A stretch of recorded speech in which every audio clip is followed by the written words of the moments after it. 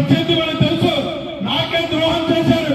2019లో 14లో మేము సాయం చేస్తే దానికి 10 రెట్లు న్యాయం చేసాం. పదవించాం.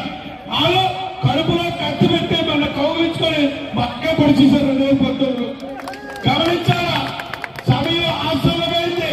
తప్పు చేసినోడికి బుద్ధి చెప్పే సమయం ఆసన్నమైంది. కాబట్టి మీరందరూ కూడా ఈ ముక్త కంఠంతో ప్రతి విలేజ్లో కూడా తిరిగి రేపు రాబోయే రోజుల్లో చంద్రబాబు ముఖ్యమంత్రి అవ్వాలి, కొంతాల రమేశ్వర్ ఎమ్మెల్యేగా రాష్ట్ర మంత్రిగా కూడా చేసే బాధ్యత మీ అందరి మీద మీరు ఒకసారి మీ అందరికీ మరొక విజ్ఞప్తి. మన ప్రభుత్వంలో 13,000